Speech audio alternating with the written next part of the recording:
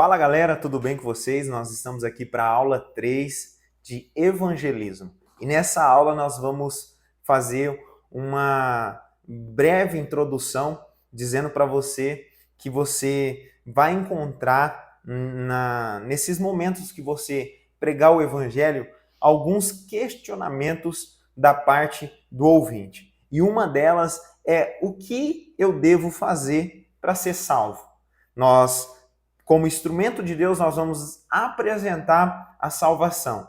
E certamente essas pessoas que estarão ouvindo a palavra, eles vão fazer este questionamento para você. O que devo fazer para ser salvo? Há uma passagem na Bíblia que vai dizer que Paulo e Silas estavam dentro da prisão ali por pregar o evangelho, por cumprir a vontade de Deus. E durante essa prisão, esse momento obscuro na vida de Silas e Paulo, por pregar o evangelho, vai acontecer um fenômeno sobrenatural. Deus vai se manifestar naquela cadeia. A teologia vai conhecer como teofania, que é a manifestação de Deus em algum lugar, em alguma coisa ou em alguma pessoa. Deus se manifesta ali e ali Deus faz com que as cadeias se abrem. Ali os prisioneiros fogem e um questionamento vem da parte do carcereiro. O carcereiro fica desesperado por aquela situação, por as cadeias estar sendo abertas, e ele ficou muito preocupado. E a pergunta e o questionamento da vida dele para Paulo e Silas é a seguinte: o que eu devo fazer para ser salvo? E Paulo e Silas vai responder a vida desse carcereiro, vai dizer a seguinte forma: crê no Senhor Jesus, será salvo tu e tua casa. É exatamente isso que você deve responder a este questionamento. A pessoa que perguntar para você: o que eu devo fazer para ser salvo, Cezinha? Certamente eu devo responder: crê no Senhor Jesus, que você vai ser salvo. Romanos vai dizer: se com a boca eu confessar e eu crer no meu coração, eu vou ser salvo, eu vou ser restaurado, eu vou obter salvação. É isso que nós devemos ter em mente na nossa pregação. A nossa pregação, ela sempre deve ser cristocêntrica, apresentar sempre Jesus como plano supremo, de salvação, como o verdadeiro caminho, a verdadeira pessoa que pode nos restaurar e obter, assim, salvação. A Bíblia vai dizer em João capítulo 1, versículo 12, que o Senhor deu poder de ser chamado Filho de Deus, todos aqueles que creu no seu nome. Então, há uma forma de ser salvo. E para ser salvo, você deve dizer para essa pessoa que ela precisa crer no Senhor Jesus. Lembra da passagem que eu citei na última aula? Marcos capítulo 16, versículo 15. Ide por todo mundo, pregai o evangelho, e todo aquele que crê será salvo, e quem não crê será condenado. Então eu preciso crer em Jesus. Você vai responder para essa pessoa: você precisa crer em Jesus. É exatamente isso que vai fazer com que a pessoa seja salva. É exatamente isso que vai fazer com que ela tenha salvação. Não é ela participar de uma denominação, ela servir uma denominação, mas sim ela crê no seu coração que ela vai ser salva. É muito bom, a Bíblia nos orienta a congregar, frequentar uma igreja, ser pastoreado, ser instruído por líderes espirituais. Mas o que vai fazer você de uma pessoa salva é você crer em Jesus. Jesus diz: eu sou o caminho, eu sou a verdade, eu sou a vida. Ninguém vem ao Pai se não for por mim.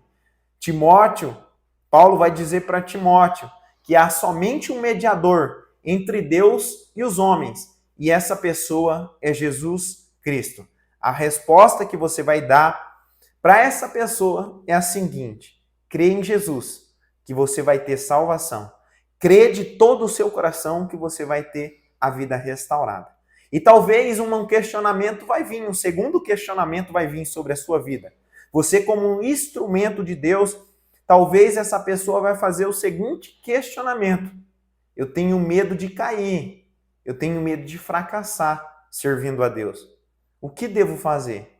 Você então vai compartilhar do seu testemunho, vai compartilhar da sua fé, que em todos os momentos que essa pessoa, depois que ela creu em Jesus, depois que ela decidiu servir a Deus, vai ter momentos de fraqueza, vai ter momentos onde ela vai querer desistir, mas você vai apresentar a ela que há um consolador, que vai trazer consolo em todos os momentos, tanto os momentos de alegria quanto os momentos de tristeza.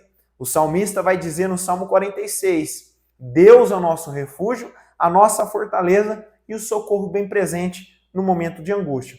Então essa pessoa vai ter medo de servir a Deus, de cair, de fracassar e não cumprir com a vontade de Deus. Mas eu quero apresentar para você, estudante de teologia, e você deve apresentar para o seu ouvinte um Deus que é misericordioso. A Bíblia vai dizer que as misericórdias do Senhor, elas se renovam a cada manhã e grande é a sua fidelidade. Você está servindo um Deus que tem misericórdia. Você está servindo um Deus que ele perdoa pecados. A Bíblia vai dizer que aquele que confessa e deixa alcança a misericórdia de Deus. Então você, como um instrumento de Deus, deve apresentar Jesus. Essa pessoa deve crer em Jesus. Mas você também deve deixar o alerta para essa pessoa, que ela vai passar por dificuldade, que ela vai passar por tribulação. Mas em todos os momentos, Deus vai estar com ela lado a lado, fortalecendo e fortificando. Então, um terceiro assunto certamente vai surgir na sua pregação. Talvez essa pessoa vai falar, mas eu sou muito pecador. Eu sou uma pessoa que peca diariamente.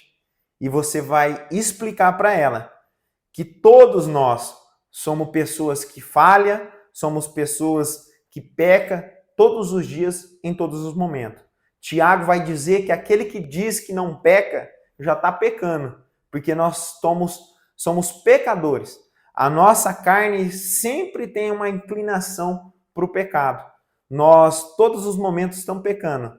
Não somente em palavras, mas também em pensamento. Então você precisa mostrar para ele que mesmo sendo falho, mesmo sendo pecador, Deus ele está pronto para nos perdoar e ele sempre está disposto a nos perdoar.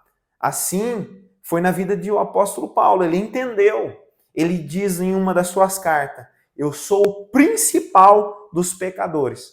Ele entendia que ele em todos os momentos pecava, mas ele precisava cumprir a vontade de Deus. Outro questionamento que vai surgir com essa pessoa que está ouvindo a sua pregação é a seguinte: os cristãos são cheios de falhas. Os cristãos, eles sempre estão cometendo erros. E isso vai surgir.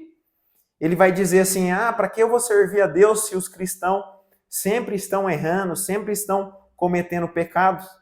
E a sua resposta é a seguinte, que Deus ele vê a nossa intenção, a intenção do nosso coração, que nós sempre vamos errar, que os cristãos, eles não são uma espécie de robô, mas são pessoas carnais.